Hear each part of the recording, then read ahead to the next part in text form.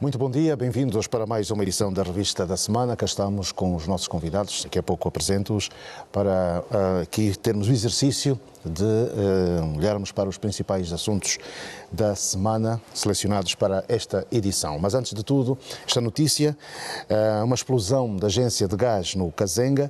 O Serviço de Proteção Civil e Bombeiros fala num casal e uma criança soterrados nos escombros, uma vez que provocou o desabamento de um edifício. Para já, 20 efetivos deste Serviço de Proteção Civil e Bombeiros fazem buscas para localizar o casal. Município do Kazenga. O mesmo funcionava como uma agência de venda de gás.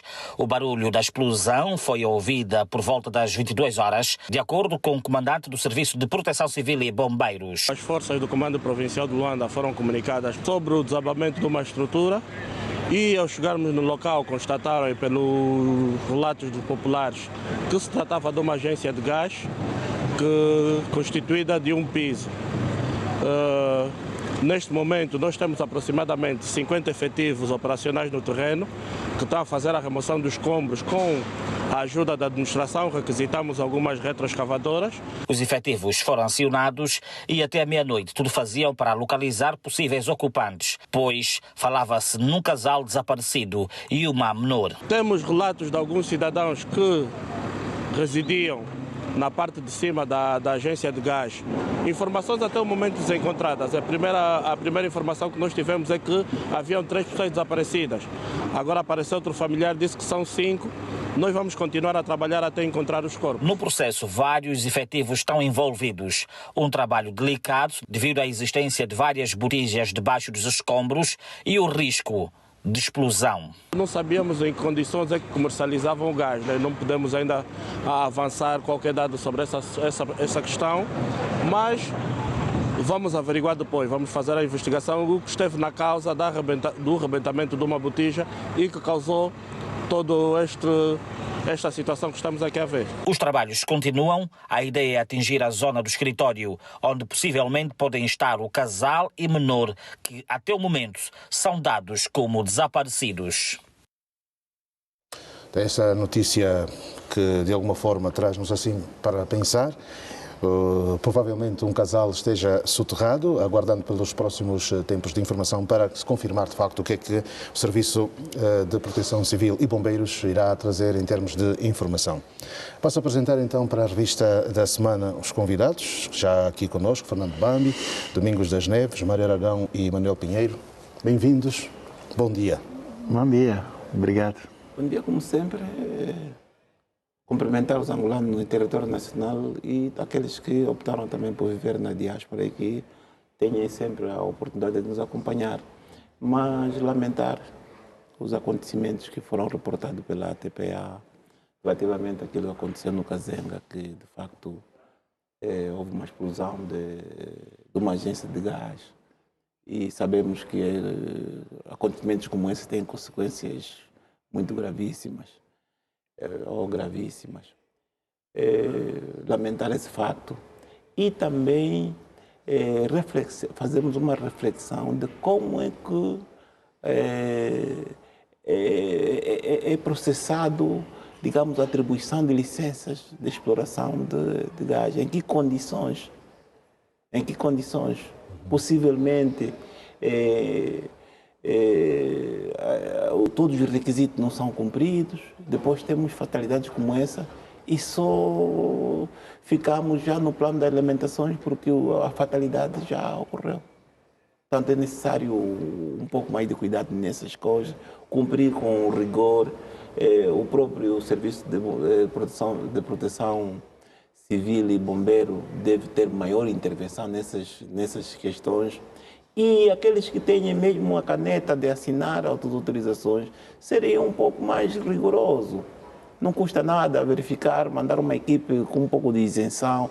Também sabemos que nisso há um conjunto de subjetivismo, que há muitas vezes as pessoas que fazem negócio promovem uma certa simpatia e que nos resulta em consequências possivelmente como essas, e que lamentamos todos, nos choca a todos. No momento em que estamos a comemorar 50 anos de independência, gostávamos que todos nós chegássemos em novembro num ambiente de harmonia e de paz, como estamos, não com esse tipo de acontecimentos, digamos, que tira toda a harmonia à comunidade. É verdade. Alguém mais quer falar sobre esse assunto? Só para dar... Bom dia, João. Bom dia, bem-quistos colegas do programa. É um prazer estar aqui em mais um exercício de cidadania, a fim de discutirmos aqueles que foram os assuntos mais relevantes da semana. E aqui, a semelhança do Dr. Manuel Pinheiro, solidarizar-me com este infausto acontecimento que retirou o sossego de concidadãos angolanos, que provavelmente, na ânsia de tentar mitigar as condições socioeconômicas, desenvolveram um negócio que, infelizmente, esse negócio acabou por transformar-se numa fatalidade, não é? Criando um mau clima, não só para a comunidade, para a família, mas para todos nós, os angolanos também.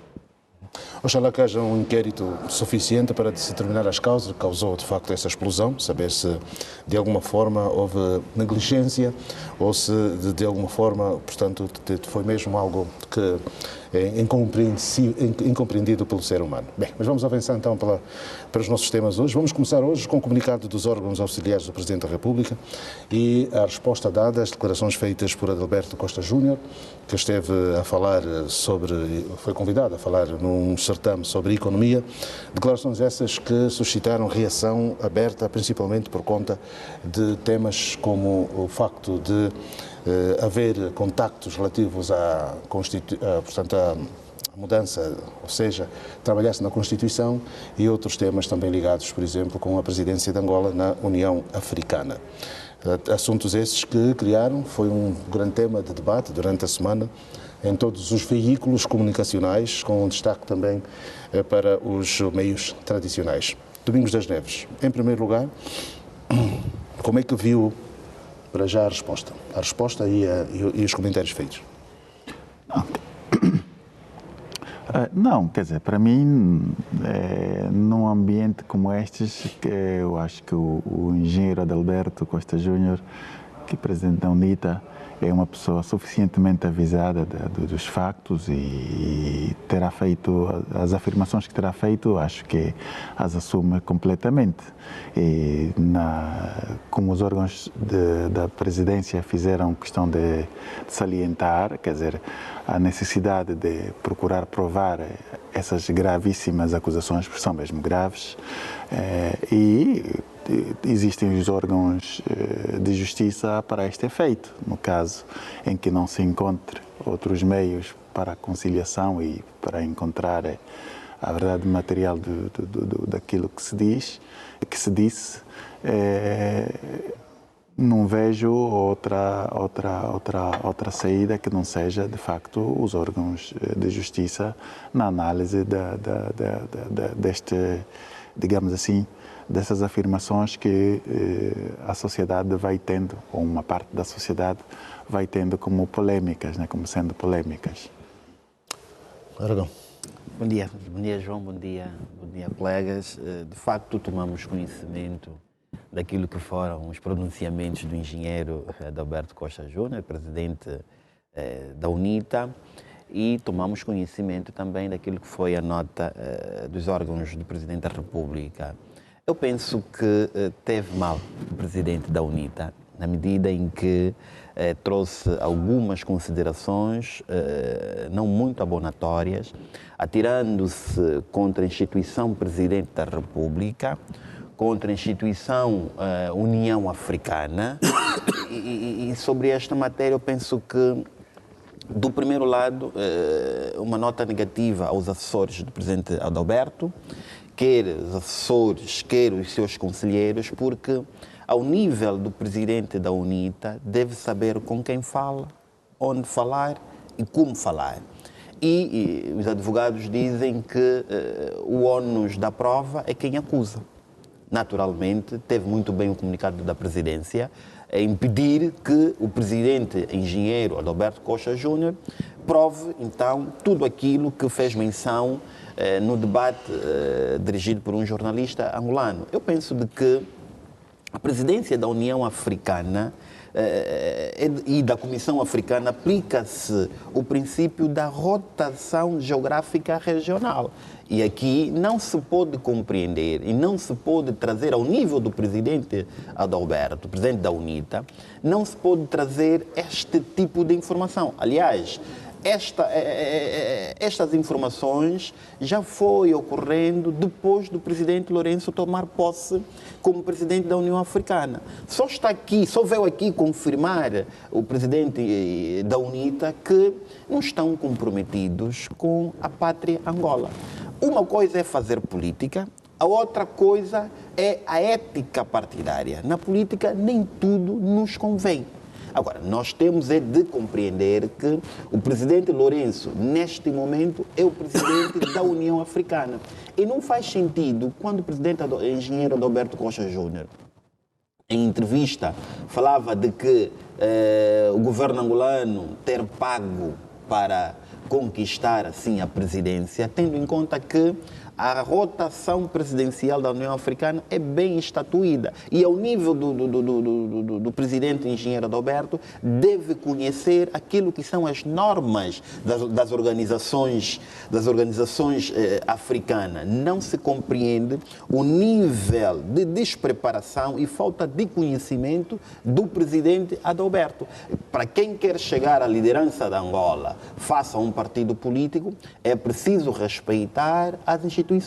Eu entendo que este comunicado da presidência já vem tarde, porque o mesmo cidadão, em 2022 ou 2023, a memória não me atreçoa, e o comunicado também faz menção, já havia tirado-se contra a Comissão Nacional Eleitoral, alegando que havia um túnel que liga a Presidência da República com a Comissão Nacional Eleitoral. E o comunicado do Presidente da República, dos órgãos de serviço do Presidente da República foi muito peremptório em dizer que está aberto, que a pessoa que acusa deve provar, inclusive fazer-se acompanhar com jornalistas, e aqui vamos falar de jornalistas televisivo e radiofónico, para fazer ônus e prova daquilo que o engenheiro acusa sobre aquilo que é o túnel dito em 2022 ou 2023, a memória não me atreçoa.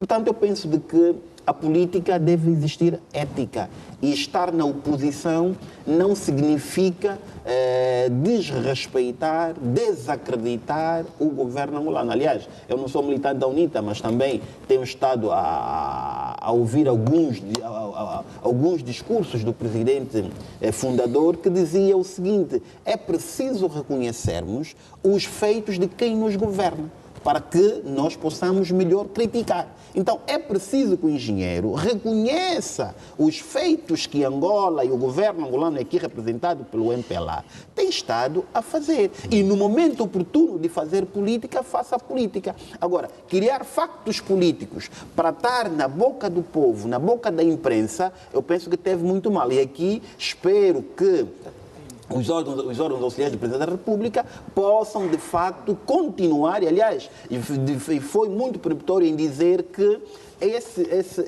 esse ato poderá ser responsabilizado civil ou criminalmente. É preciso que os políticos respeitem as instituições do Estado. Estamos a falar, vou já terminar, João, estamos a falar da União Africana. Atirar-se contra a União Africana, eu penso que é um despreparo total do engenheiro Adalberto. Já vamos debater um pouco mais. Bambi, portanto, o que tem a dizer, para além daquilo que já foi aqui argumentado?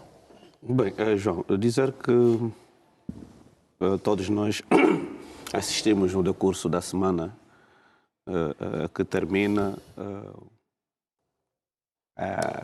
a esta radicalização discursiva por conta exatamente da entrevista que o presidente da UNITA concedeu a um jornalista angolano e, consequentemente, a resposta vinda dos órgãos ou dos serviços da Presidência da República, o que criou efetivamente um clima de discussão em várias plataformas,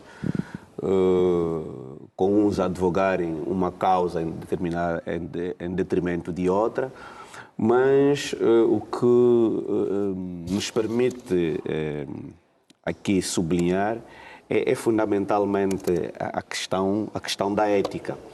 Não é? Na medida em que a ética ela deve ser vista como uma variável essencial em política, não só para assegurar a legitimidade, mas também a confiança das instituições.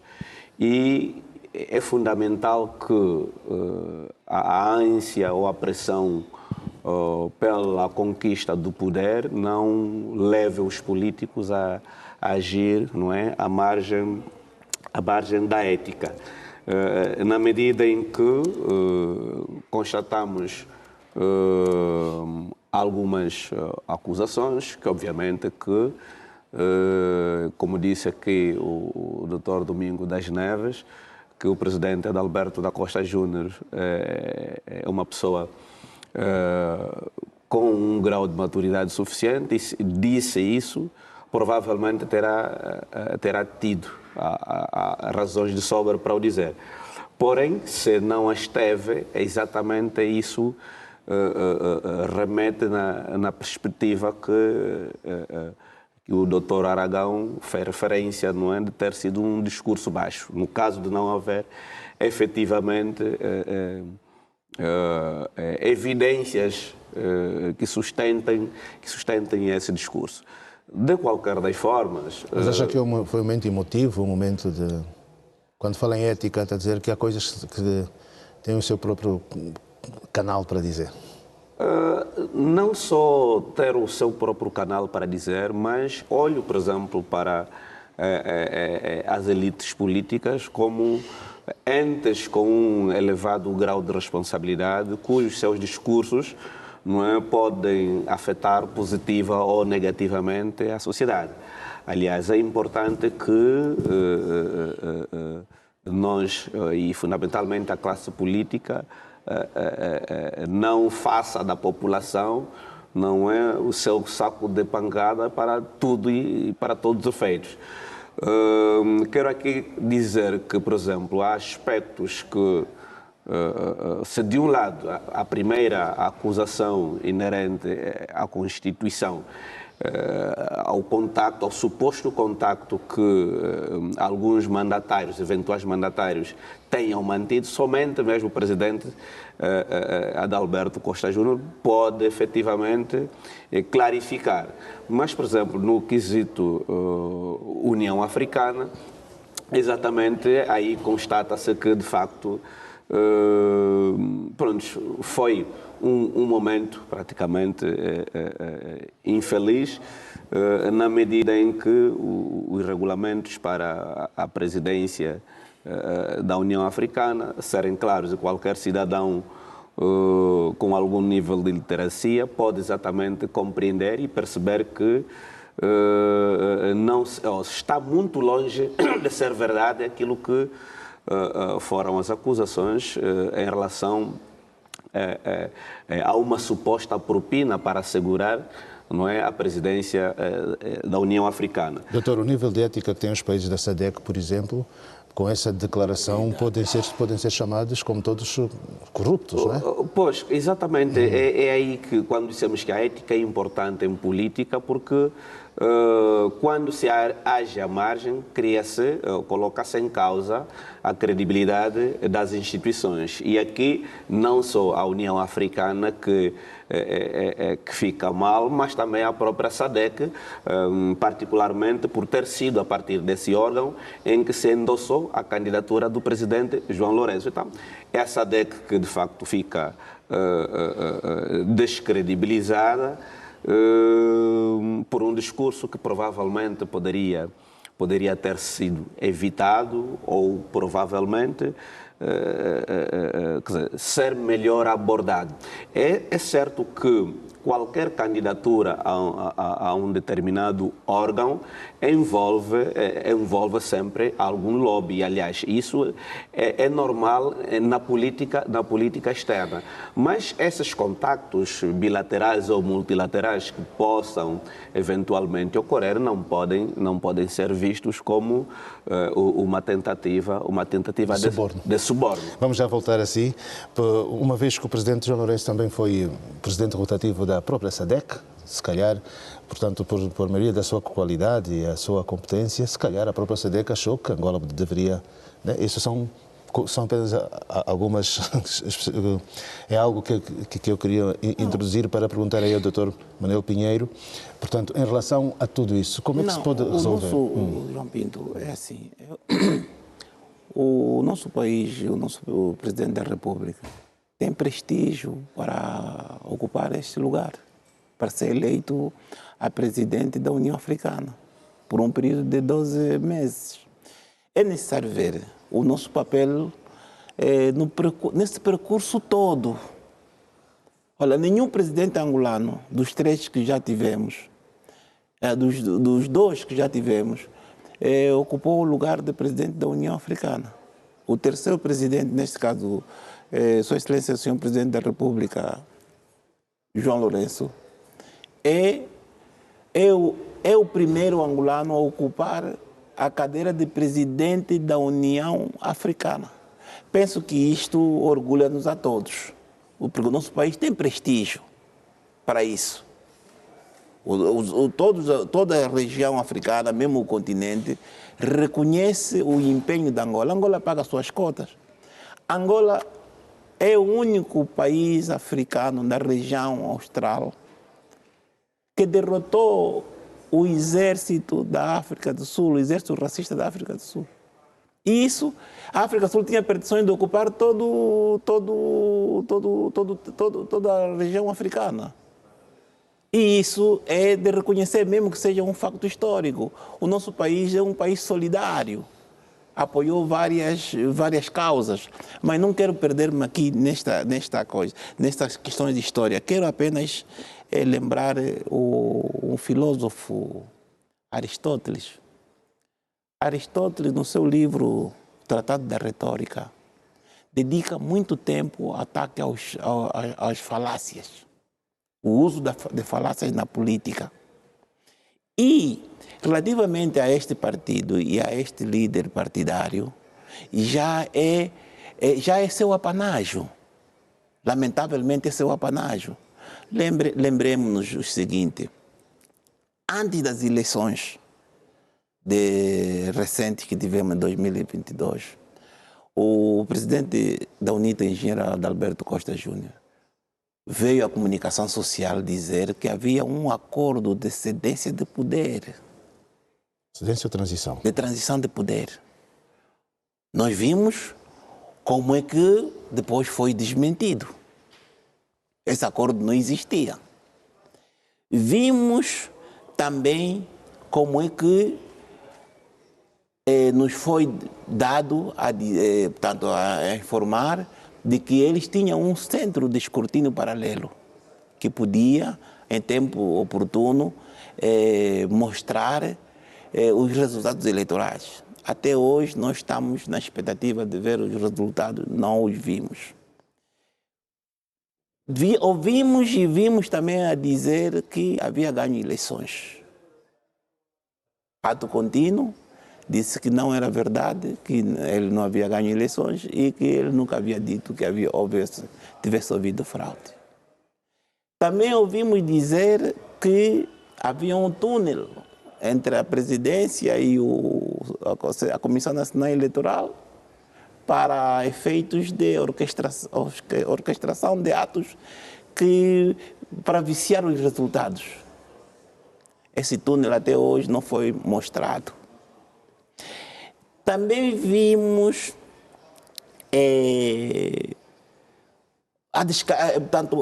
o ataque constante à reputação de instituições que organizam processos eleitorais, a CNE, o Tribunal Constitucional, Portanto, para não cansar os telespectadores que nos acompanham, nós estamos a ver que é já o ADN da própria UNITA.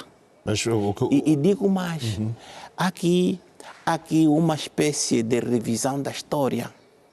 Veja. Não foi só para criar um facto? Para Não é só. É que isso já tem sido mesmo apanágio. Tem sido apanágio. Veja, até os sul-africanos, o exército sul-africano que veio em socorro da UNITA em 75, a própria UNITA está a dizer hoje que os sul-africanos não vieram a pedido deles. Quer dizer, quando está documentado, eu lembro aqui o jornalista, o Jaime Azulay, que fez um trabalho que está documentado. E eles revisam isso. Mas vamos a termos aqui essas declarações. Depois temos agora ideias de democracia radical, que o país tem que ser democrático em 24 horas. Depois, cresce essa ideia de democracia messiânica. Eles têm soluções para tudo. Pronto. Para não cansar os nossos telespectadores que nos acompanham, acho que esse é um tema bastante apetecível em termos de argumentação. Olha, temos aqui um recurso a falácias de generalização permanente. É necessário termos cuidado de pensarmos que, possivelmente, no interior do Partido UNITA as coisas não estão bem. Possivelmente. Veja, a UNITA, por exemplo, recorreu à fórmula de candidaturas múltiplas. Os candidatos hoje não se falam. Muitos foram expulsos. Valeu a pena fazer uma eleição assim? Bem, vamos aqui. É necessário termos. Vamos voltar aqui ao comunicado. Em resumo, o comunicado do Serviço de Apoio da Presidência é legítimo, oportuno e constitucional. Porque visa a defesa da honra, da imagem e do bom nome das instituições angolanas. Agora, quanto à questão processual, essas questões criminais, acho que nós somos magnânimes, pessoas bem relacionadas. Pensamos que com os argumentos, com esses desmentidos coerentes, é suficiente para expor a UNITA e o seu líder como pessoas não sérias. Vamos aqui agora olhar para uma situação. Portanto, há esta questão do comunicado. Na vossa opinião, o próprio Bureau Político do MPLA não deveria também fazer uma comunicação em relação a isso, vindo só aqui à Presidência da República? Portanto, acham que ou isso é o bastante, é o suficiente? A opinião que tem. João, na análise que eu tenho é que as notas que incidiram na abordagem do presidente da UNITA fazem uma referência da figura do presidente da República e não do presidente do MPLA. Sendo assim, entende-se que tenham sido os órgãos auxiliares da Presidência da República ao fazerem. O silêncio que mantém o Bureau Político entendo ser um silêncio aceitável, não é? No sentido de evitar se fazer interferência entre a figura de João Lourenço enquanto Presidente da República e a figura de João Lourenço enquanto Presidente do MPLA.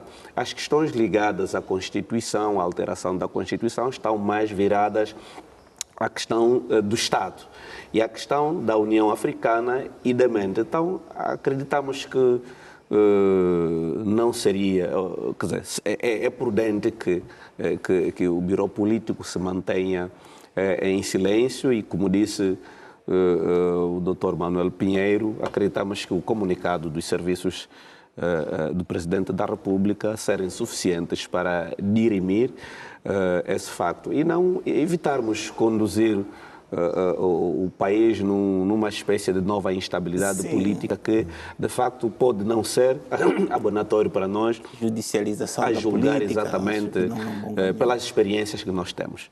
João, eu penso que o secretariado do Bureau Político do MPLA é um órgão muito sério. E os colegas fizeram muito bem referência. E está na melhor posição em ficar em silêncio porque o engenheiro e presidente desta força política atirou-se contra o presidente da República para que não houver choque ou interferências ou de competências. Aqui uma coisa é presidente da República, outra coisa é presidente do MPLA. E é preciso dizer que o presidente da UNITA, e aqui vou discordar um bocadinho com o camarada Pinheiro, que quando dizia que basta o comunicado, eu penso que não. Porque, da mesma forma que o camarada Pinheiro fez aqui menção de atos contínuos praticados por essa força política e pelo seu líder, eu penso que nós devemos deixar só de comunicados. Deve-se haver mesmo aqui processos criminais. Deve-se achar aqui mesmo responsabilidade civil. Porque a política tem ética, João. Não se vai criar mais um herói dentro de toda esta situação? Não, João. A política tem ética. E o presidente dessa força política deve saber que uma má comunicação, porque é a maior força na oposição em Angola, nós temos que admitir isso. Uma má comunicação dos líderes da UNITA pode arrepiar o Estado angolano. E disse muito bem o BAM, nós não queremos voltar na fase de abaixo de 2002, nós conhecemos história. E os pequenos conflitos emergem-se desta natureza. Aquele diz A, aquele diz B, depois aquele vem discordar com C. Portanto, os políticos devem ser coerentes, devem ser sérios. Uma coisa é eu ser opositor do Dr. Domingos das Neves. Outra coisa é eu vir a público descredibilizar, insultar, trazer factos que não correspondem com a verdade sobre o Dr. Domingos das Neves. E é isso que o presidente desta força política tem feito ao longo do seu mandato, desde 2017. Portanto, é preciso que a presidência da República e aqui a Procuradoria-Geral da República já deveria abrir um processo investigativo para que o engenheiro Adalberto possa vir trazer o ônus da prova dos factos que ele trouxe em sede de debate. Portanto, eu penso de que esta pacificidade que o governo angolano tem tido desde 2017 pelos pronunciamentos de vários líderes políticos, aqui vamos também levar para outros líderes políticos e sociedade civil, João. E depois nós estávamos a discutir naquela altura o 333. Portanto, é sobre isso. E na política, os políticos devem saber que a ética política deve ser cumprida. E eu penso de que teve muito mal o presidente Adalberto, deve ter uma assessoria que esteja ligada às matérias relativamente ao continente africano para poder clarificar, enunciar e não pode constantemente atirar-se contra as instituições do Estado. Mas eu queria... Pinheiro, só um minuto, só vou rebater uma questão da fala do Dr. Mário Aragão, por exemplo, quando insta a Procuradoria a mover um processo. Acredito que, tal como fizemos referência, não é, ao silêncio do Biro Político do MPLA, e se olharmos para a questão da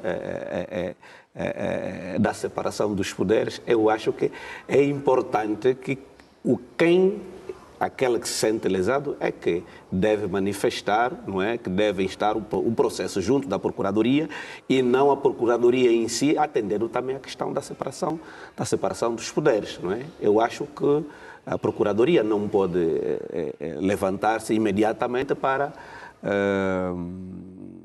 levar a cabo esse processo, porque não sabe se realmente da parte da figura do Presidente da República ou dos órgãos auxiliares se pretendem levar avante, não é, o processo tal como fizeram referência ou não. Então acho que vamos deixar... Aqui a questão da judicialização da política é um risco que se corre. Acho que não devíamos entrar na judicialização da política, porque a política também tem outros instrumentos para o seu exercício. Mas, neste caso concreto, o líder em causa está a descaracterizar a política. Mas pelo menos ele deveria, tal como faz menção o comunicado, pelo menos vir a público e dizer efetivamente, quem foram os mandatários. Efetivamente. Tem provas quanto se pagou a própria até porque ele é um político, ele é um representante também, ele é deputado. Tanto ele devia vir ao público documentando-se quando foram pagos e também quem foram esses interlocutores que foram atrás ou foram a contacto intermediário que foram enviados para negociarem uma eventual revisão da Constituição. E isto é muito grave, João Pinto. É que a liderança da UNITA fica desqualificada para qualquer diálogo, mesmo que seja necessário, porque eventualmente numa democracia essas ideias podem até circular, mas já viu o que é, por exemplo, vir ao público informar de questões que eventualmente tenham sido colocadas. E até digo mais, é que quem falou da revisão constitucional, essas matérias nós já acompanhamos porque pela sua própria natureza, sua importância. Quem falou da revisão constitucional durante a campanha eleitoral foi a própria UNITA. A UNITA é que quer mudar o sistema eleitoral. Surpreende-nos hoje quando a UNITA vem dizer que pretende sim fazer uma revisão da Constituição, mas depois da realização das eleições. A ver? Quer dizer, nós estamos perante... Mas o argumento dele foi que se fizerem agora zera exatamente os outros mandatos. Mas ele prometeu a revisão nas eleições de 2022. E a UNITA não está também confortável para iniciar um processo de revisão. Porque a UNITA engana as pessoas. A UNITA já não tem 90 deputados. Se iniciar um processo de revisão, se se propor a iniciar um processo de revisão, terá necessariamente que contar com o partido maioritário, que tem 124 deputados. A UNITA não tem condições de fazer um processo justo de revisão, devido de revisão constitucional. Porque a revisão constitucional não é como é proposta, é como sai. Okay. Tá a ver? Então, é só para alertar até não, dizer aos nossos concidadãos, termos o cuidado desse tipo de informação que não são verídicas. Quer dizer, a UNITA não tem condições para fazer um processo de revisão constitucional. Falo isso com todo o respeito que tenho pela malta da UNITA e falo também com todo o respeito que tenho pelo povo angolano e e até com isso posso meter em causa os meus mais de 30 anos ao serviço do direito, mas afirmo e reafirmo que a UNITA não tem condições para realizar um processo de revisão constitucional, nem agora, nem depois. Muito bem, vamos então avançar agora, vamos falar desta temática que tem a ver com a codificação das unidades territoriais. Começo com o Mário Aragão, onde o Ministro da Administração, Dionísio da Fonseca, diz que essa proposta vem responder a inconformidade e inconsistências, isto na sequência da aprovação da lei em 2016. Portanto, o que é que isso muda em concreto, essa codificação? O que é que nos traz de novo? Sim, eu penso que a proposta tem por objetivo adequar a codificação nacional face à lei de base de organização do território e face também aquilo que foi a divisão político-administrativa. O documento estabelece a codificação do país, das províncias, dos municípios e das comunas, bem como os critérios para a sua uniformização, harmonização e atualização. Eu penso que teve muito bem o Sr. Ministro, enquanto representante do Poder Executivo na Assembleia Nacional, a discutir sobre esta matéria. Nós, nos últimos anos, temos estado a discutir como é que está reestruturado as nossas províncias, os nossos municípios e as nossas comunas. Eu entendo que chegou o momento para uniformizar, harmonizar e atualizar. E nós temos estado a discutir também que boa parte das nossas cidades não são harmoniosamente identificadas. Portanto, é neste momento, e esse documento que teve na Assembleia Nacional, discutido pela Comissão, pela especialidade da Assembleia Nacional, o senhor Ministro esteve lá a esclarecer as eventuais dúvidas e sanar as eventuais dúvidas também dos senhores deputados, na medida em que esta mesma codificação nacional é composta por um conjunto de letras e números que identificam o país, que visará facilitar a comunicação e o intercâmbio de dados entre diferentes sistemas e organização nacional e internacional, assim como a gestão integrada do território. Portanto, é nesses carris que o Executivo angolano tem estado a andar face à divisão político-administrativa, e faz todo sentido trazer esta matéria neste momento, porque Angola já não é 18 províncias, Angola hoje são 21 províncias e, naturalmente, deve-se voltar a codificar o nosso país para melhor identificação das ruas, províncias, dos municípios e das comunas. Bambi. Doutor Bambi, fala.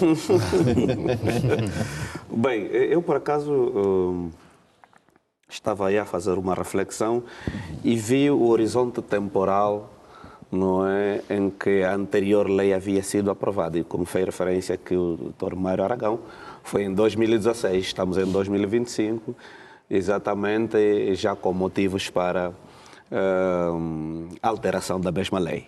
Claro que, se olharmos para a nova divisão política administrativa, é de facto um elemento, mas consta que não somente a extensão, o surgimento de novos entes administrativos que levaram à submissão, não é, dessa proposta de lei, mas outros aspectos ligados à necessidade, não é, da harmonização, da própria codificação, da descrição de determinados locais. Mas a minha preocupação prende-se pelo facto de que corrermos um risco daqui a mais alguns anitos voltarmos a rever essa lei, fundamentalmente pelo facto de que se ignoram, não é, determinados setores da vida social nesses processos.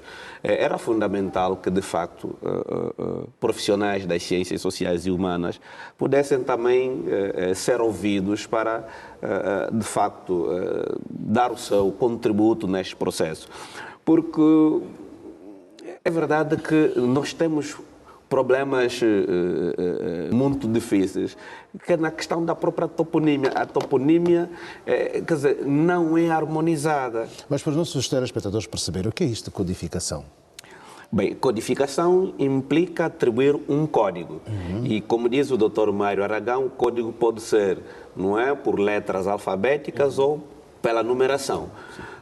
Exemplo, e posso trazer um exemplo concreto aqui. As matrículas dos carros, por exemplo? Diga? Sim, a questão das matrículas dos carros é exatamente um desses elementos, não é? LD, que significa Luanda, BG, que significa Benguela, e também podemos olhar, por exemplo, para a questão dos bilhetes de identidade. E é precisamente aí onde não existe essa harmonização. Pois. A codificação que se atribui às matrículas não corresponde à codificação que existe. Quem tirar agora um bilhete de identidade do Mochico Leste vai continuar com a codificação mesmo do Mochico, só. O de Colibenga ele anda ainda, não é? Sim, acredito que a perspectiva é fazer com que nos próximos tempos, não, os cidadãos do Mochico Leste tenham exatamente uma codificação correspondente somente àquela parcela do território. Mas eu estou a olhar, por exemplo, a codificação das matrículas é distinta da codificação que tem os bilhetes de identidade. Não é? Esse é um dos elementos.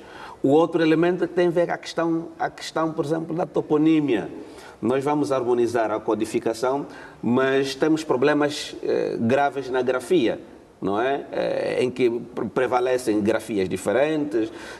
Basta ver, por exemplo, o nome, a província de Malange, que sistematicamente, em vários documentos, inclusive oficiais, se verifica ora Malange com G, ora Malange com J.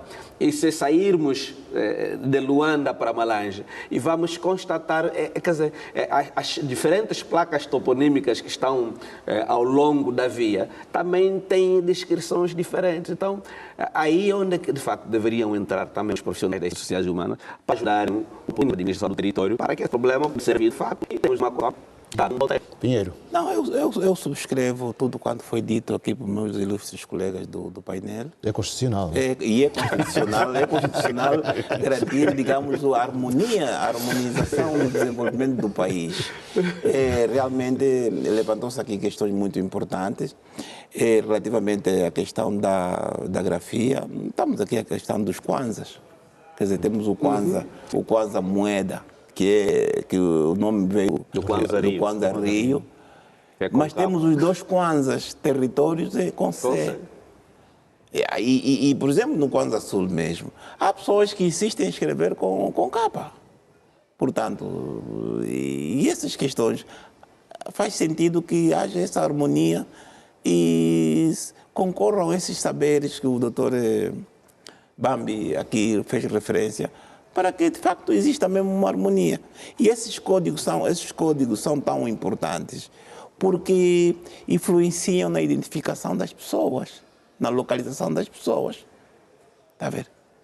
Nós temos um problema de invasão silenciosa, de imigração ilegal. Quer dizer, com códigos bem estruturados, já sabemos de onde é que esse cidadão vive, de onde é que esse cidadão vem e como é que podemos, se caso houver necessidade disso, localizá-lo. Também essa codificação pode nos ajudar a combater a imigração ilegal. Portanto, é necessário trabalharmos nesse sentido para que, de facto, haja uniformização. Nós temos, por exemplo, a questão dos correios. Tens uma encomenda que tem que vir para o correio, não está bem codificada, é devolvida, veja só. Porque o correio não encontra o destinatário. Tem impacto. O próprio trabalho da polícia para a localização dos bens, de pessoas e bens, a própria toponímia das nossas áreas, os números de polícia, aqueles que são colocados no parede, houve um tempo que eram de bronze, o NIP, eram retirados. As pessoas, muitos de nossos compatriotas não sabem da importância daqueles números, porque até pode vir um benefício para ser atribuído a alguém com número, com as referências aí constantes, mas o portador não vai conseguir entregar, porque não encontra o número. Não encontra o número. Portanto, é necessário respeitarmos esse trabalho e desejarmos sucesso à realização deste trabalho.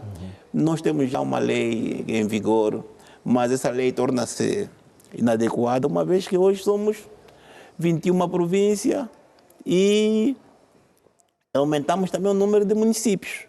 E esses municípios necessitam esses territórios necessitam dessa codificação. Domingos das Neves, como é que vês essa... Não, é prioritário. Eu penso que faz todo sentido, uma vez que é uma alteração naquilo que é a divisão administrativa, político-administrativa do país, justamente é preciso adequar à nova realidade. Eu acho que devia-se aproveitar esta oportunidade que o Ministério está a levar a cabo para fazer algo mais profundo. E ali concordo com o Dr. Bambi na necessidade de se inserir outros saberes. Eu penso, o Ministro é suficientemente avisado, penso que esse trabalho está a ser feito na equipa do seu Ministério, terão pessoas de outros saberes, né, de vários saberes, para levar profundamente este trabalho com a profundidade que se requer. Porque tem este aspecto de adequar agora a nova divisão político-administrativa do país, mas também a ocasião de, por exemplo, estamos a falar aqui das alterações das grafias, e isso tudo não se faz assim automaticamente, né? Tem pessoas estudadas, que têm estudos suficientes para isso nas nossas línguas nacionais, que podem dar, até mesmo as autoridades tradicionais já agora, que podem dar um aporte suficiente para este grande trabalho. E depois eu acho que devia-se aproveitar já essa oportunidade também para ir mudando os nomes de algumas avenidas e ruas que têm nomes de portugueses que nós não sabemos, não conhecemos e não fazem parte da nossa história pós-independência. E então eu acho que temos nós, heróis e heroínas angolanos ou africanos, para tornar mais densa a nossa história, e eu insisto nisto, porque o país se faz com o reconhecimento das pessoas, homens e mulheres e crianças, que demonstraram virtudes heróicas em determinado tempo, espaço, quer pré como pós-independência. E então é preciso, uma das formas de valorizar é, de facto, dar nomes, por exemplo, atribuir nomes de ruas a professores, temos vários professores que no tempo médicos, tanto. E eu acho que este seria um dos momentos que se podia aproveitar, fazer esta reconfiguração e também valorização destas personalidades, algumas das quais estão a ser condecoradas agora, mesmo a título póstumo. E então devíamos aproveitar esta deixa para esta finalidade também. Só por uma questão aqui, noutras geografias, tu, por exemplo, entras assim num lugar em que há atendimento público, portanto, sabe-se que a história da migração e etc, há muita gente que vive noutras partes. E eles trazem sempre uma codificação para explicar, embora seja cidadão daquele país, vem sempre a nascença, né? Se é do Quênia, se é de Angola, e mesmo naquele território, alguém que trabalhe, por exemplo, que seja da Willy e trabalha no Luanda, vem, né? Se calhar isso é para aproximar as pessoas para estarem mais próximas, né? Uhum. Mas, João, permita-me, eu quero só agregar o que disse muito bem o doutor Domingos das Neves, e trouxe uma reflexão que deve ser merecida de aplausos. É uma dificuldade de nós darmos nomes de rua aos angolanos. Eu sinto que é essa dificuldade.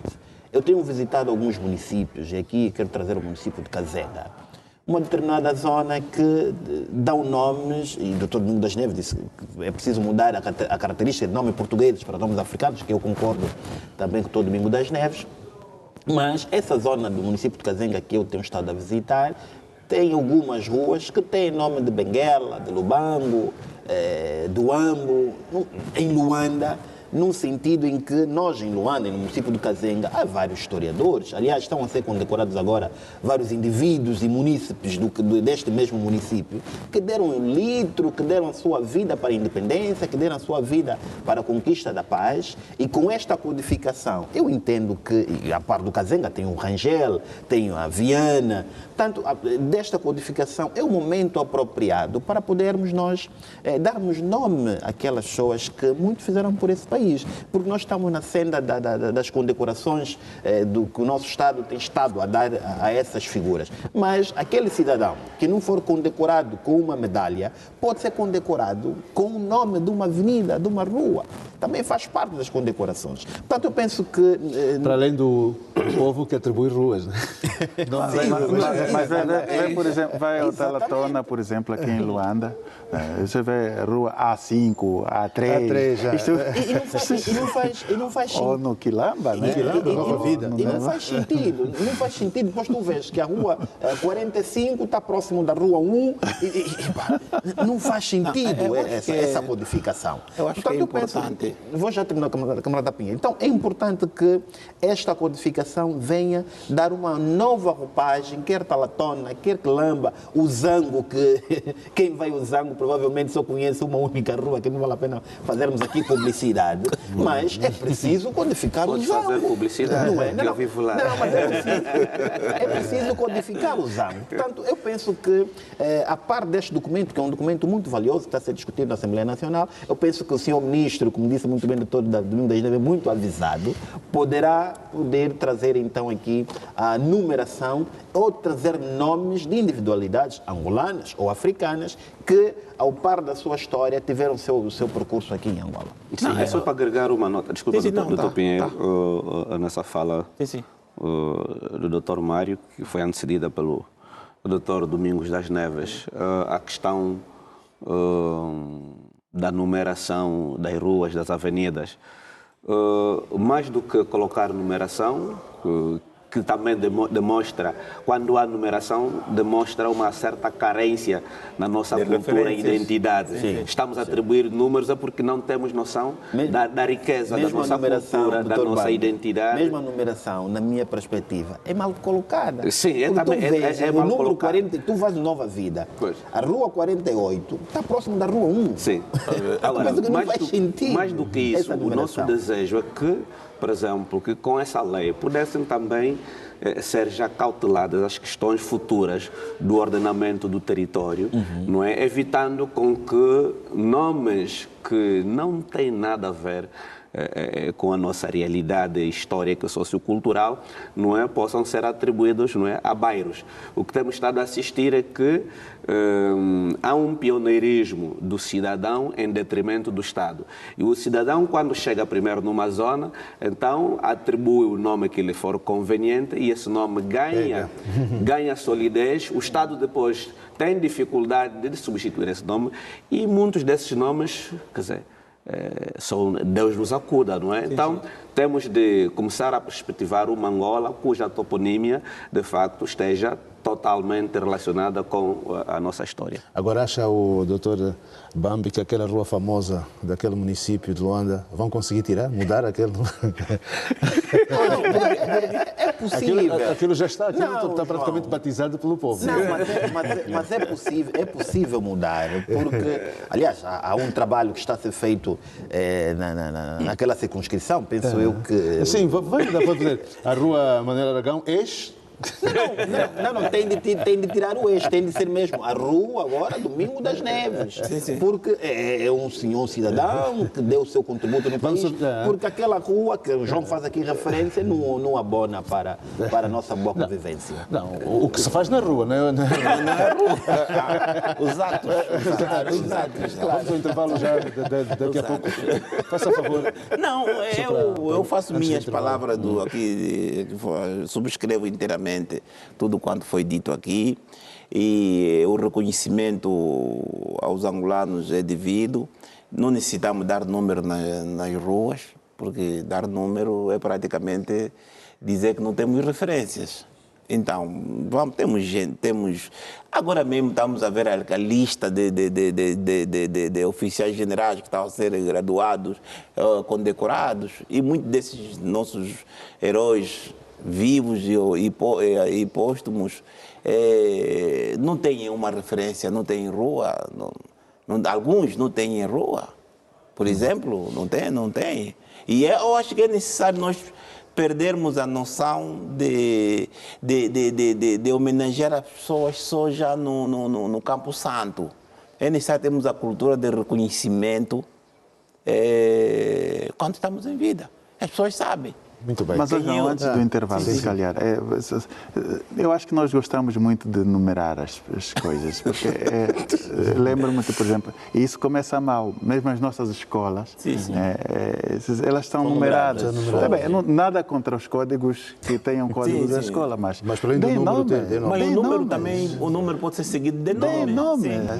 Pois. É o caso das escolas. As escolas Efetivamente. têm números e têm nomes. Pois. Nem todas. Nem todas. A maior parte das escolas só tem números. Muito bem. Olha, e aqui, como dizem que o povo tem sempre razão às vezes, há um apresentador aqui da televisão que tem o nome, nome dele bairro. numa rua, e então, dada pelo povo. Mas não opino. Investiguem. Vamos ao nosso intervalo, daqui a pouco vamos regressar para a segunda parte da nossa revista da semana. Até já.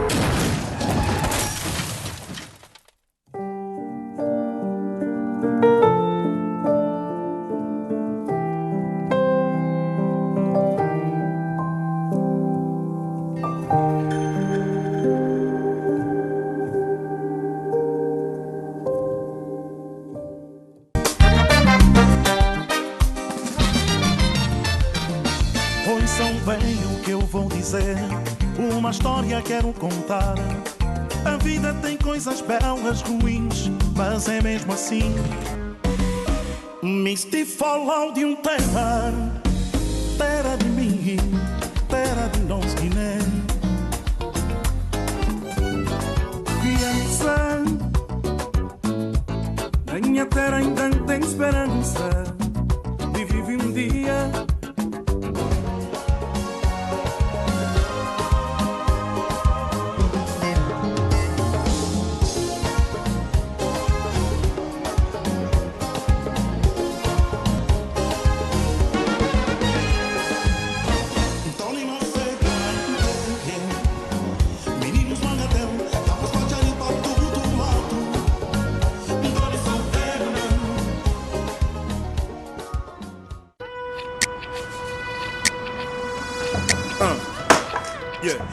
O governo depois vai recolher isso.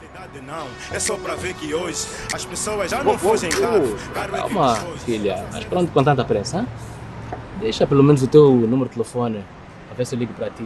Saímos assim com mais calma um dia desses. Hein? Vais gostar? Se para colocares esse lixo no contentor não conseguiste, é o meu número que queres. Moço, se dá Peraí, filha. Eu só estou a ajudar o governo. Até porque esse trabalho de recolher o lixo não tem nada a ver comigo. Se a cidade não estiver suja, como é que os homens da limpeza vão ter emprego? Mas um homem tão grande como tu, que vê outras realidades no telefone, na televisão, pensamento ainda é esse. Tu já deverias saber que para a recolha do lixo deve estar em sítio apropriado de forma organizada. Muda de mentalidade. Não. A organização começa com o governo. Começa com isso. Começa com o governo, filha. Mamá Bessangana, para uma Luanda mais limpa, a atitude começa com o governo ou com o cidadão? A responsabilidade de cuidar da tua casa, do teu bairro, da tua cidade, começa contigo. Luanda só será uma cidade limpa se cada um de nós mudar a mentalidade de que cidade queremos. Atitude e comportamento tem de mudar. A mudança de consciência. A mudança de consciência. Acho que eu já posso dar o meu número. Atitude. A mudança começa contigo. A mudança de consciência.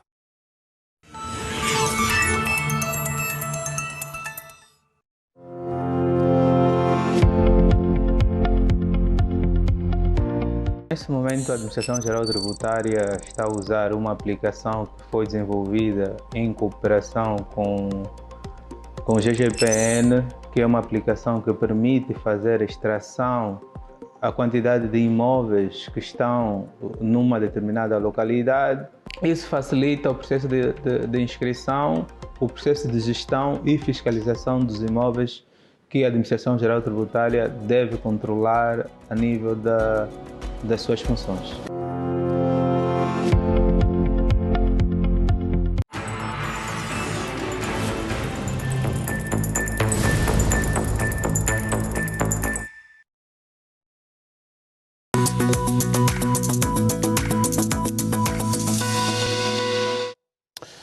De volta para a segunda parte da revista da semana, já que abordamos o comunicado dos órgãos auxiliares do Presidente da República, os seus serviços, em relação às declarações feitas pelo Presidente da UNITA, Adalberto Costa Júnior, e falamos também da codificação das unidades territoriais. Agora vamos avançar para algo que nos traz vida, o projeto Quilonga Grande, que é parte do Sistema 5 de abastecimento de água de Luanda.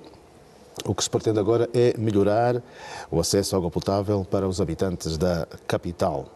Houve o lançamento da betonagem da estrutura principal, mas agora o que se pretende mesmo é que esse projeto inclua a construção de uma nova captação do Rio Kwanza, estação de tratamento e distribuição a extensas redes de abastecimento. Dr. Manuel Pinheiro, a água, esse líquido que muita gente clama, né? Não, a água é vida. A água é constitucional também. Está lá na Constituição. Quando se fala dos princípios, é um direito implícito. Quando se fala do direito à saúde está implícito o direito fundamental à água. Está vendo? Quer dizer que sim, por causa da água que é a cólera. Efetivamente. Quer dizer que maltratada que tem a cólera. Sim, o Executivo angolano está a responder à expectativa constitucional do povo angolano. Mormente, aqui os da capital. Eu, por acaso, essa zona do projeto Quilonga, eu acompanhei muito, desde muito cedo, tive metido acompanhei desde o tempo do antigo PCA da IPAL, acompanhei muito essa atividade, mas aqui andou-se à procura do financiamento, demorou, os projetos não avançavam, agora já o financiamento acho que já existe e o projeto está avançado. O Quilonga e o Bita, esses dois projetos têm como fim último fornecer água à capital, a mais de 700 mil habitantes da nossa capital. Agora muito mais. Agora muito mais, portanto, são duas estações. E isso é um ganho também da nossa independência. Quer dizer, é também um ganho da nossa independência. É uma obra também que devemos acarinhar, devemos todos cuidar. E isso é um alerta também para os garimpeiros da água, que não obstruam as condutas, quer dizer, a água deve chegar às populações que são os beneficiários últimos deste benefício, deste investimento colossal que o nosso país está a fazer. Penso que o Estado angolano, e na pessoa do Executivo, está muito bem, está a levar a cabo um projeto de grande alcance, que corresponde aos princípios fundamentais do Estado, mormente aqueles que são consagrados no artigo 21 da nossa Constituição. Quer dizer, como temos dito, João Pinto às vezes duvida, mas a Constituição está tão enraizada que é uma coisa... É tão enraizada a Constituição que... É que rege as nossas vidas. É que rege as nossas vidas, não tem como. Doutor Domingo das Neves. Mas um projeto, portanto, é uma questão não só de sobrevivência, mas de saúde mesmo, que é o abastecimento de água. Sim, eu acho que faz todo sentido esse tipo de projetos serem esse tipo de empreitadas, mas eu acho que a solução de Luanda precisa escutar também outras sensibilidades. Temos pessoas aqui e empresas que penso que o governo, sobretudo a parte do executivo que é responsável por isso, tem que dar mais ouvidos a outras sensibilidades para procurar, de facto, encontrar soluções que sejam boas para todos. Porque a água é vital e nós temos um grande problema, aliás, não é por mero acaso que a cólera começou mesmo em Luanda, né? Quer dizer, hoje está-se a dilagar um pouco por todo o país, mas começou por Luanda por causa do saneamento básico, e um dos grandes problemas é a falta da qualidade da água, que às vezes, na maior parte dos casos, é imprópria para o consumo humano. E eu acho que esse elemento tem sido transcurado já há muito tempo. Até mesmo, e tanto é assim que, por exemplo, a esta hora mesmo, se vamos aos cemitérios, tirando o Alto das Cruzes e a Santana, o restante dos cemitérios é uma procissão quase inacabável de caixões, e a maior parte das pessoas das mortes é por causa da malária, de doenças ligadas à má qualidade da água. E nos hospitais aumentam as pessoas com problemas renais. E isso tudo, até mesmo o consumo da água que é vendida nas grandes superfícies e coisas, eu acho que não tem tido o suficiente controle de qualidade. E é preciso fazer isto, é preciso ter isto, porque, como disse o Dr. Pinheiro, quer dizer, é um elemento crucial e importante. Sem água não há vida. A equação é tão simples quanto isso. E não basta ter água, é preciso ter água de qualidade, água própria para o consumo humano. O que acontece às vezes é isso. Por exemplo, fazendo uma ronda mesmo nos nossos, outra vez já falei aqui, nos nossos ministérios, nos coisas públicos, nos serviços de repartição pública, quantas destes serviços de repartição pública jorra água potável para o consumo humano? É raro. Quer dizer, então nós precisamos pensar nestes grandes projetos, é verdade, mas que deem respostas concretas à vida das pessoas, né? Quer dizer, a qualidade de vida das pessoas. O nosso problema é a qualidade de vida, porque a água que não é própria para o consumo, não é própria nem para o banho, nem para lavar a roupa ou os utensílios, porque nós usamos, vestimos, comemos e bebemos nos copos e nos pratos e usamos talheres. Nem para rega, doutor. Então, quer dizer, nem para rega. Então, precisamos ver esta parte. E porque é exatamente por causa disso. Por exemplo, o doutor esteve a falar aquela hora dos garimpeiros, né? Que isso para mim é um dos maiores crimes que existem aqui em Luanda, é o de facto da venda de água. Porque esta água que é vendida é ainda mais inapropriada pelos depósitos pelas quais é carregada e depois... quer dizer, isso tudo é feito assim, passa dia, noite e a vida continua assim. Quer dizer, essas coisas é que ajudam a criar um mau sistema imunológico nas pessoas, nos cidadãos. E nós não podemos ter corpos sadios, por mais ginásticas, por mais exercícios físicos que façamos, se a água que nós utilizamos é inapropriada para o consumo humano. Isso nem para as bestas serve. Quer dizer, então eu acho que precisamos repensar isto. É isto que precisa, esses grandes projetos precisam repensar estas coisinhas assim. Que não é normal que nos hospitais públicos ou privados não saia água e tenham que acarretar água a partir das cisternas que são inapropriadas para os hospitais. Quer dizer, isto não... Chegamos ao cúmulo das situações. Aragão, vai chegar o tempo em que chegas a casa, abres a torneira e bebes água sem desconfiança. Não? Oxalá. Eu penso que sim. Eu penso que não falta muito. Não falta muito. Aliás, este projeto... Aqui o ministro esteve bem, né? Naturalmente. Este projeto este projeto, e vou justificar o porquê que o ministro Borges esteve bem. Este projeto, João e colegas e telespectadores, enquadra-se nas prioridades absolutas do governo. E dizia muito bem os colegas, quando estamos a falar de água, estamos a falar de vida. O corpo humano é todo ele feito de água, precisa de água para sobreviver. E quando digo que o Sr. Ministro Borges, João Batista Borges, esteve bem, é na medida em que o Sr. Ministro tem uma comunicação muito assertiva.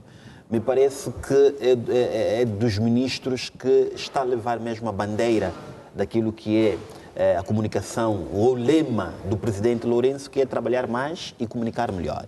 O Sr. Ministro Borges trabalha mais e comunica melhor, na senda de que o Sr. Ministro também, em sede de entrevista aqui nesta casa de televisão, reconheceu os déficits daquilo que é a distribuição de água potável, quer na província de Luanda, quer em Angola.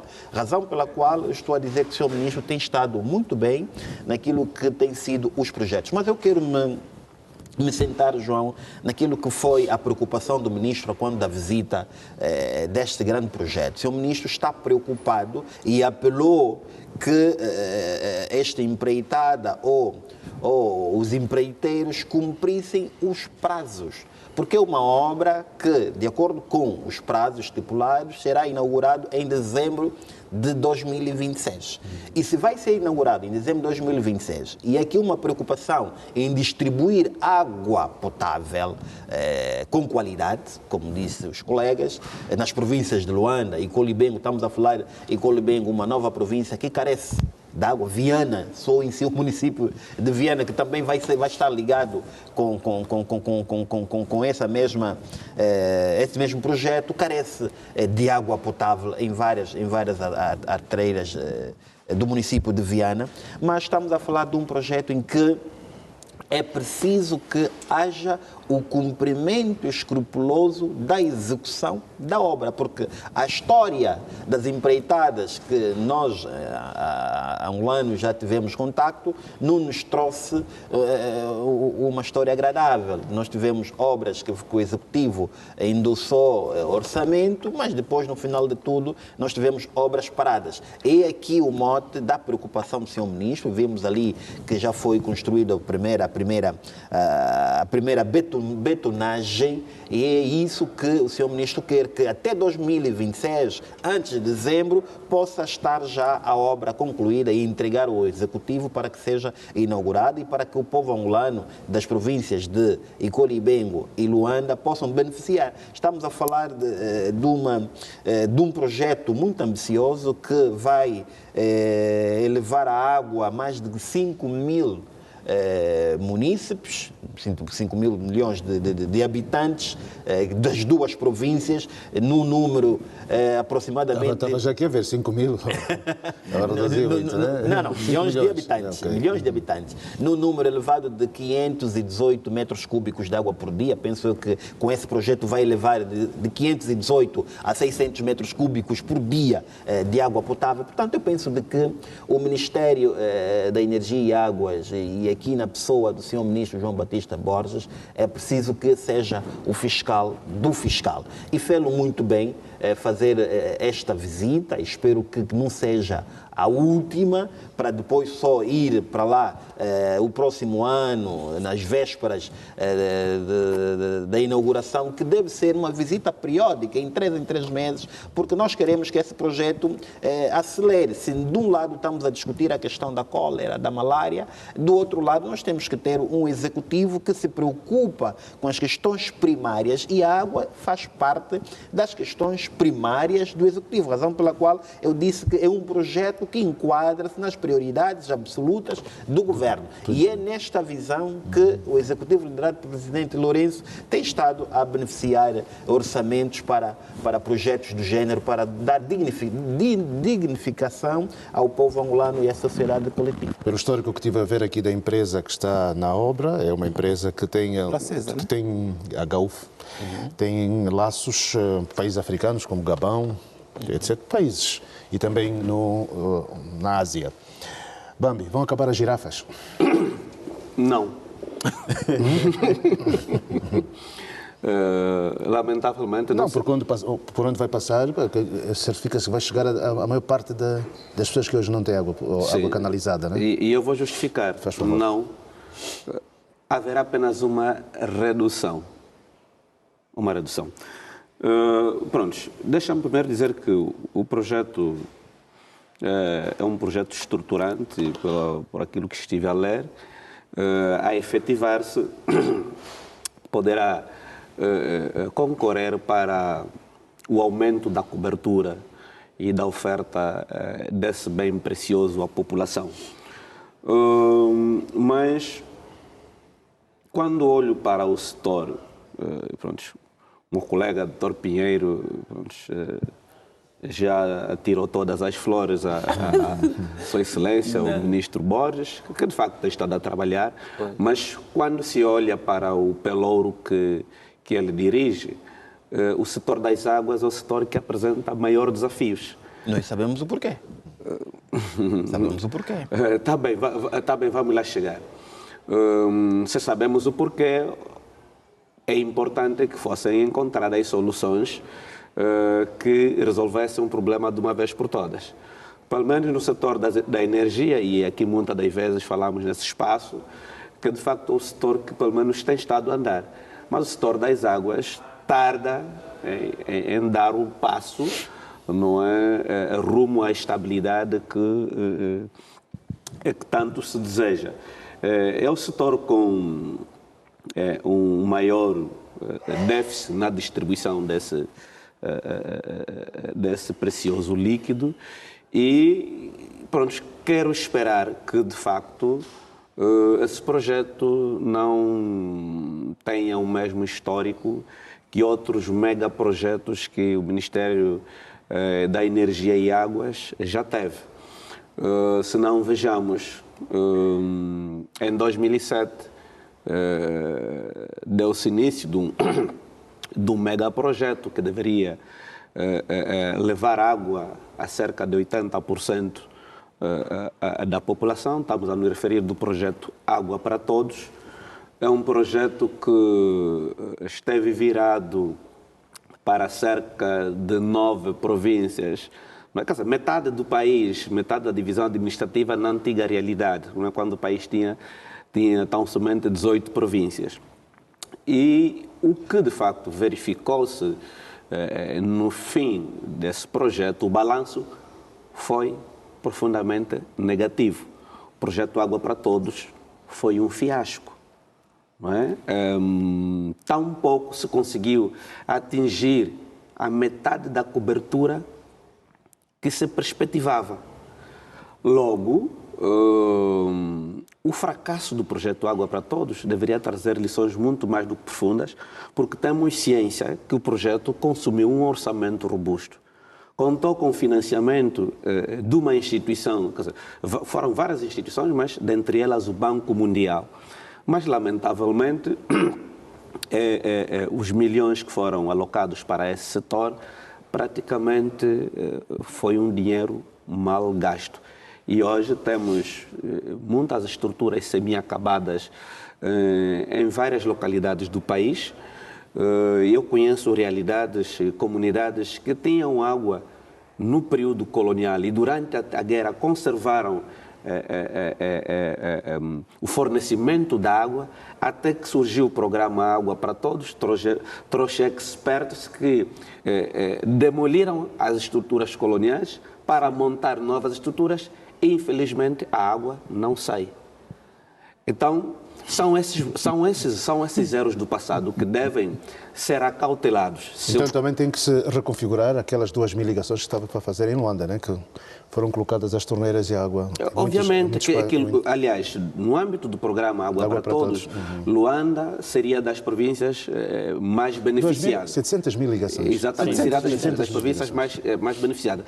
Mas todos nós temos ciência do qual o Estado não é da água em Luanda. Aliás, os colegas foram claros em elucidar, foi aqui o epicentro da cólera que depois caminhou para outras realidades. Então, o que nós queremos é chamar a atenção, não é, às entidades que estão à frente do projeto, para que realmente os recursos cabimentados para esse projeto sejam todos alocados para esse projeto e que, no fim, o balanço que vier a ser feito seja exatamente esse balanço perspectivado, porque são recursos de todos nós e fica mal, não é? Frequentemente nós gastarmos dinheiro em investimento que depois acabam por não cumprir os objetivos preconizados. Projeto Quilonga Grande. Sim, permita-me só. Eu penso. Para mudarmos aqui que está ligado, mas. Sim, permita-me só ainda no projeto do Quilonga. Eu penso que Angola não está estagnada. Angola de 2002, Angola de 2004, Angola de 2006 a 2008, não é Angola de 2025. Hoje, Angola 2025, as instituições estão mais robustas, as instituições judiciais estão em cima de quem estiver a defraudar. Aliás, o senhor ministro, eu disse aqui na minha primeira intervenção, o senhor ministro está preocupado com o cumprimento da execução da obra, que era, não, permita-me só, que era o mote da discussão na Angola em 2002, 2004, 2008. Hoje, o cumprimento da execução da obra de Tobambe deve ser uma realidade. Por isso é que nós temos estado a ver os ministros de vários departamentos ministeriais, posso aqui a redundância. Aliás, o senhor Presidente da República tem estado a visitar várias obras que são cabimentadas ao orçamento do Estado e não só, para evitar este arrepiar. Agora, esta questão que o Tobambe levantou de água para todos, de facto, foi um projeto que não trouxe aquilo que foi preconizado no governo angolano. Agora, não é verdade que o governo não está atento e não está preocupado em trazer solução. Ninguém disse isso. Não, permita só, permita-me só. Não é verdade que o governo não está preocupado. Por isso é que o ministro tem estado a andar, mas se nós vermos também, boa parte da cidade de Luanda e os municípios que eu conheço, eu tenho estado a andar, eu ando pelos municípios, doutor Bambi. E nós andamos por Não, permita-me só, eu ando pelos municípios, não sei se o doutor Bambi anda por onde. Alguns municípios há ligação de água potável. Agora, é preciso reconhecermos, e aliás o senhor ministro Borges tem estado a reconhecer que a ligação de água potável ainda é um problema para o país. Tem estado a reconhecer. E foi reconhecido. Permita-me só. E foi reconhecido também pelo Presidente da República o ano passado, no discurso da nação, que o setor que mais gasta do Orçamento Geral do Estado, o setor das infraestruturas. E mesmo assim, o Executivo está sempre a cabimentar orçamento para o setor das infraestruturas. E é neste âmbito, neste trabalho, que o senhor ministro está preocupado, porque este projeto deve ser inaugurado em dezembro próximo ano 2026. E se deve ser inaugurado em dezembro próximo, eu entendo que estão salvaguardados todos os outros serviços, todos os outros critérios de fiscalização para que a obra seja uma realidade, para não vivermos aquilo que o doutor Bambi aqui fez muito bem menção, que foi um projeto que de facto arrepiou, foi um projeto que de facto arrepiou o governo angolano. Mas esse projeto eu entendo que não vai arrepiar o governo angolano, porque a fiscalização hoje está mais atenta do que a fiscalização. Não, porque a fiscalização de hoje está mais atenta do que a fiscalização de ontem. Disse na minha nota introdutória que estamos aqui a fazer um exercício de cidadania. E se por um lado o ministro, Sua Excelência, o ministro João Batista Borges está preocupado, o cidadão Fernando Bambi e tantos outros também estão preocupados. Tem toda a legitimidade. Porque se calhar mais preocupados ainda. Exatamente. Sim, tem toda a legitimidade. Porque nós não podemos começar a hipotecar, não é, valores avultados para as mesmas áreas, quando essas áreas já poderiam ter sido solucionadas e poderíamos alocar os recursos que são escassos para outros setores. É exatamente nesse sentido.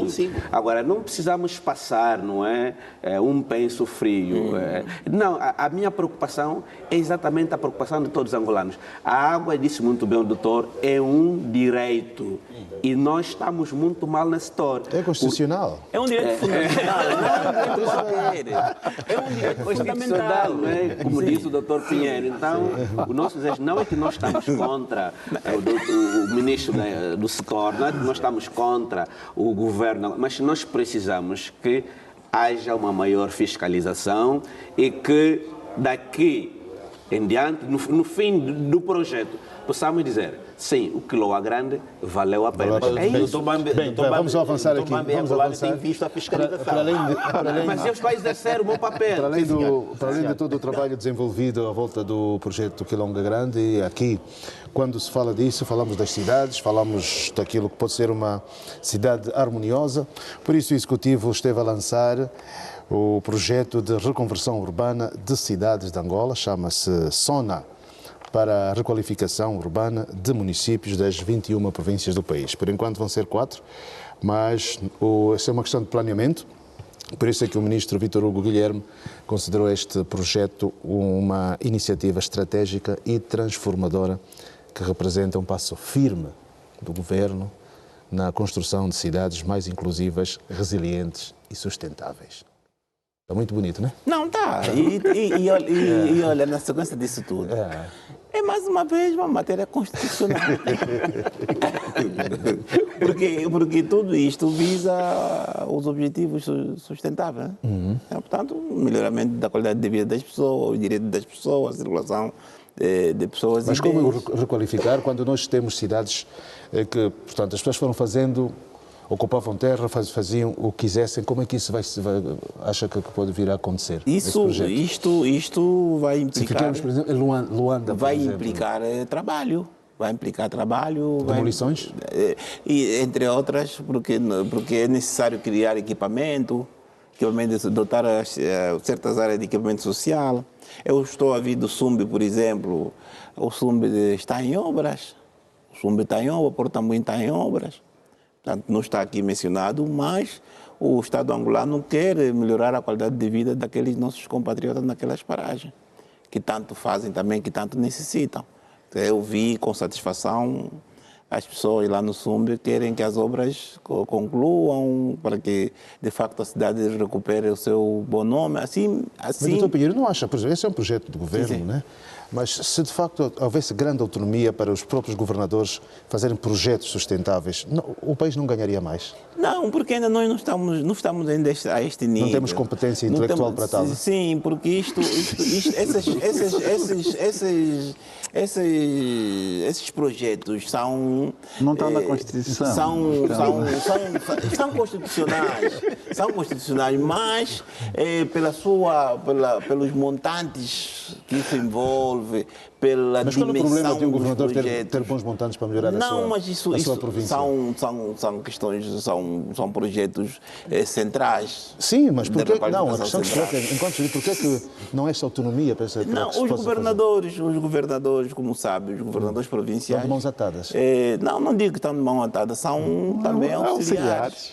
São auxiliares do titular do Poder Executivo. Sabe que também é constitucional referir que temos mais ou menos 6 tipos de auxiliares do titular do Poder Executivo, que várias vezes aqui nós referimos. Então, os governadores complementam a ação do titular do Poder Executivo. Portanto, sim, mas que receio existe em constitucionalmente se colocar isso em que os governadores também possam... Não, são delegados de competência, não há para pequenas coisas. Tem sido delegado de competência, só que a seu nível. A seu nível, correspondente àquele nível. Há projetos que são tão estruturantes que a sua gestão reclama outro tipo de olhares, e por razão pela qual que esses investimentos, grande parte deles dependem essencialmente daquilo que é decidido aqui na capital, pelo Executivo. Pelo Executivo, porque só temos um Executivo. Domingos das Neves, como é que vê esse projeto SONA? Olha, eu acho que a ideia, a intenção é muito boa,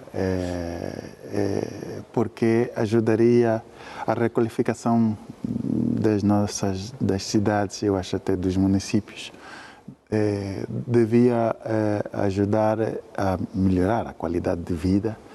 E, no caso, por exemplo, eu conheço alguns municípios em que, próximos de Luanda, ser requalificados, bem requalificados, como a Vila do Ambris, por exemplo, sim. Ou um Zeto, que são relativamente próximas aqui de Luanda, e que com... O Zeto é bonito. Muito Tomboco também. Então, quer dizer,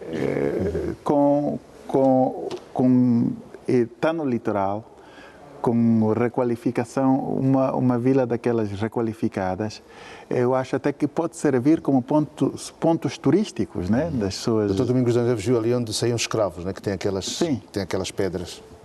Quer dizer, é tudo, temos todo um elemento natural para fazer com que isto agora.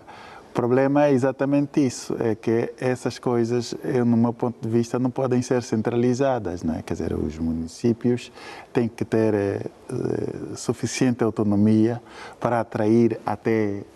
porque sozinhos, eu acho que hoje o Estado sozinho não vai conseguir fazer muita coisa. É preciso ter uma ação subsidiária de empresas, de privados. E é assim que acontece em toda parte do mundo. New York, quando foi requalificada, não é o Estado que requalificou, foram privados que foram comprando e hoje... Desde Donald Trump. O que é Manhattan, exato. Hoje o que é Manhattan eram casebras antes, né? Então, quer dizer, nós temos que pensar nessas coisas. O Estado não pode ser... Pronto, é verdade que o modelo econômico aqui, se calhar, não facilita muito, mas o Estado não pode ser ele a fazer tudo. Porque se for o Estado a fazer tudo, imagina, agora somos quase 500 municípios, né?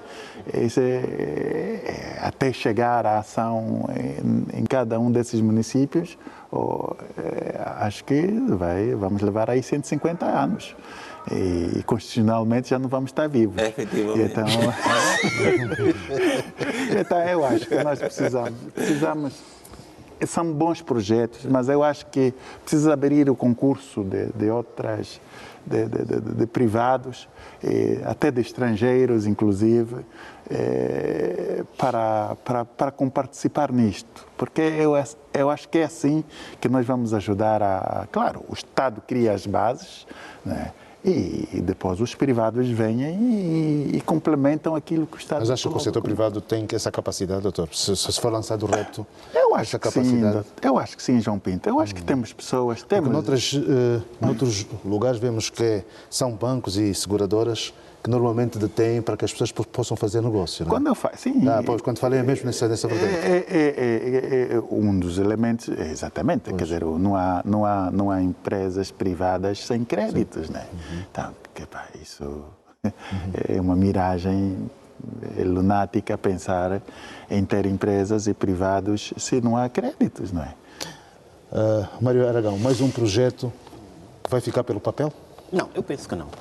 Eu penso que não vai ficar pelo papel, na medida em que nós hoje temos estado a ver o seu ministro Vítor Guilherme, penso que é assim, Vítor Guilherme, ministro do Planeamento, muito emotivo, muito dinâmico naquilo que tem sido as suas atribuições do seu próprio ministério. Portanto, eu penso que é um evento que marcou então o início oficial de um projeto do Executivo angolano para a melhoria das cidades do país e aqui concomitantemente a requalificação. Estamos a falar maiormente de um projeto piloto, o SONA, que vai iniciar numa primeira fase em 4 províncias. Estamos a falar da província da Huila, Benguela, Huambo, penso que a outra não me vem agora à mente, mas estamos a falar de 4 províncias que esse projeto vai dar a cabo. Agora, é preciso que essa requalificação, e os colegas que antecederam, Domingo das Neves e Pinheiro, fizeram uma referência muito exaustiva, de que se nós olharmos para a província de Benguela, o município do Lubito, se for muito bem requalificado, é um município muito cultural.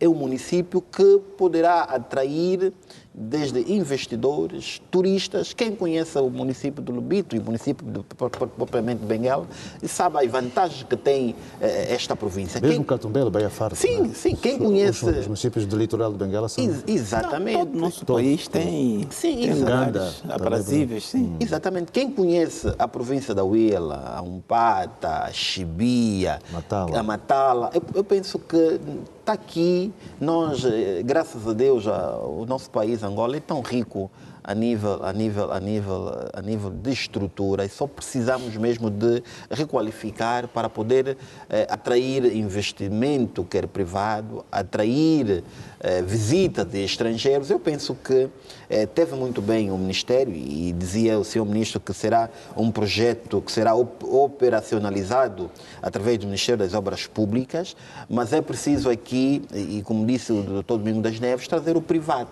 porque o Estado não pode trazer todo o fardo por cima de si. Porque se de um lado nós estamos a discutir as questões financeiras do país, do outro lado não podemos estar com todos os projetos acima do Estado. É preciso abrir, é preciso deixar com que os privados entrem por essas províncias, entram por esses municípios e capacita e eleva a qualidade de vida dos próprios municípios, das infraestruturas. Mas é um compromisso com o Banco Mundial, mais um. Sim, é um compromisso com o Banco Mundial, mas é preciso que este compromisso seja também atinente ao privado. Porque se nós não trazemos o privado e o Estado captar todo o investimento que vem de fora, eu penso que aqui vamos cair na cena que dizia no tema passado o BAMB, o incumprimento. E depois, no final de tudo, nós temos de justificar a vinda destes recursos a esta entidade que deu ao Estado angolano. Portanto, eu penso que as 4 províncias são províncias muito ricas em termos de cultura, em termos de paisagem, mas é preciso que tenhamos aí cidadãos e dirigentes sérios para que seja requalificado esses municípios e estas províncias e, naturalmente, depois poder vir para a província de Luanda e outras províncias que faz parte o todo Angola. Bambi. Bem, João, eu olho para esse processo de requalificação em 2 dimensões. Uma primeira dimensão positiva, mas uma segunda dimensão um pouco negativa. Bem, positiva no sentido de que é necessário, não é, dar maior dignidade às nossas vilas e cidades, não é, transformando-as no sentido de que elas possam ser mais atrativas e que tenham todos os serviços necessários para assegurar, não é, um bom ambiente de vida. Isso, de facto, é uma nota positiva. Mas, se por um lado é positivo, por outro lado me perguntaria, é prioritário? Se calhar não. Porque num contexto da escassez de recursos e quando temos graves desafios noutros setores, então me parecia que... Mas as pessoas têm que viver bem. Sim. É prioritário ter uma cidade... Por isso comecei com a parte positiva. É constitucional, doutor. Sim, é constitucional. Eu não comecei com a parte negativa, comecei sempre com a parte positiva, não é? Porque me alinho, ok? Mas quando olho a questão de prioridades... Okay? É aí onde, de facto, coloco essa reticência, porque se calhar nós temos outros setores muito mais desafiantes, não é? Que requerem maiores investimentos. De qualquer forma, porque a minha narrativa não vai mudar o projeto, então o que se pretende é que, no âmbito da materialização desse megaprojeto, que pelo menos sejam respeitados os valores históricos. É verdade que muitas das vezes nós temos levado numa perspectiva errada a requalificação, que é no sentido, não é, de acabar o velho e implementar o moderno, ou então fazer com que... Nós não estamos a nos mostrar como inimigos da modernização, mas pretendemos que a tradição e a modernidade, não é, elas fiquem casados e caminham de forma harmoniosa juntos, que no processo da requalificação aspectos históricos importantes possam ser preservados. Aliás, falou-se aqui da questão do Domingos das Neves, elucidou, sublinhou o elemento da atração do turismo. Muitas das vezes o turismo também pode, não é, ser realizado pela componente histórica. Então,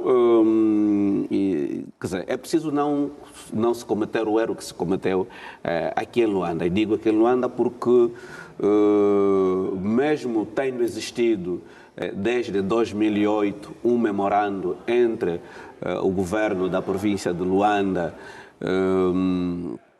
e o Ministério, creio, das Obras Públicas, que previa, não é, a proteção de um cinturão histórico, mas claro que o que nós assistimos depois é que nem mesmo a parte histórica de Luanda se foi poupada, não é? Ela foi descaracterizada, lugares onde haviam edifícios que deviam ser restaurados para preservar a componente histórica foram totalmente demolidos, foram colocadas imponentes estruturas que, claro que não somos contra, mas acreditamos que temos espaço suficiente, não é, para fazer com que o velho prevaleça com o moderno. Aliás, é importante também que as administrações municipais, que os governos das províncias, no âmbito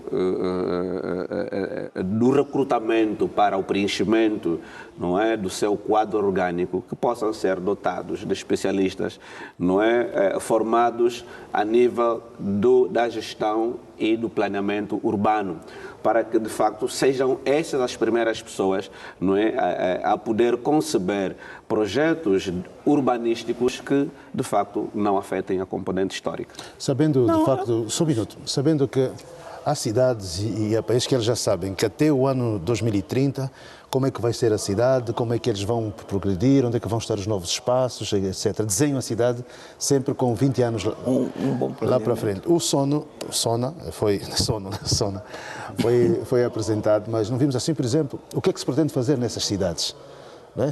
Vai se requalificar, tudo bem, mas qual será... O que é que significa isso? O que é que isso, para onde vai?